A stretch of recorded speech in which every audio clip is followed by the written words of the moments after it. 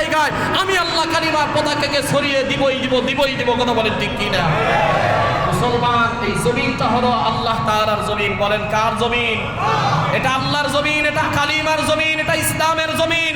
এই ইসলামের জমিনে এটা শাহজালালের জমিন, এটা গৌর গোবিন্দের জমিন নয়, এটা শাহপরানের জমিন, শাহ মাহতুবের জমিন।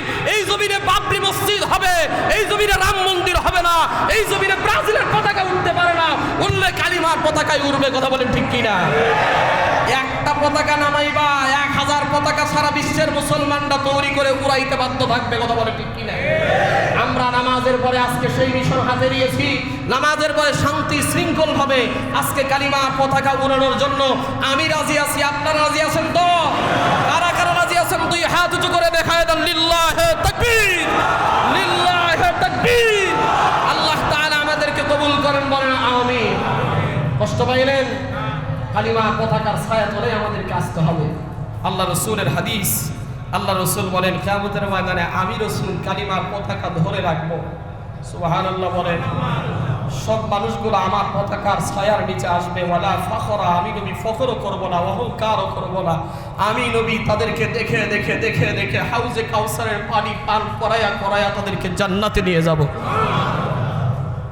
সুতরাং বিশ্বের মুসলমানরা হয়তোবা ভূখণ্ডের কারণে আলাদা হতে পারে, কিন্তু আমাদের সবার আল্লাহ কয়জন? সবাই বলেন আমাদের আল্লাহ কি এক না দুই?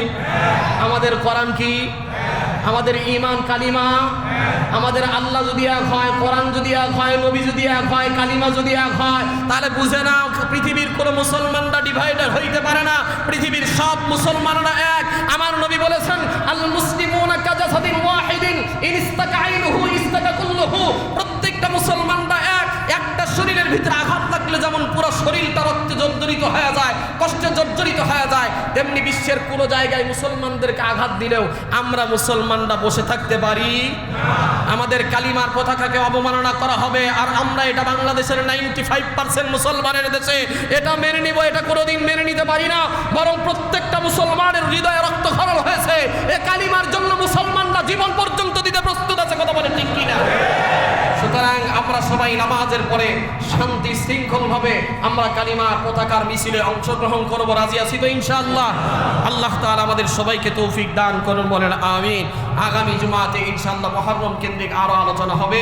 মসজিদের কমিটিরা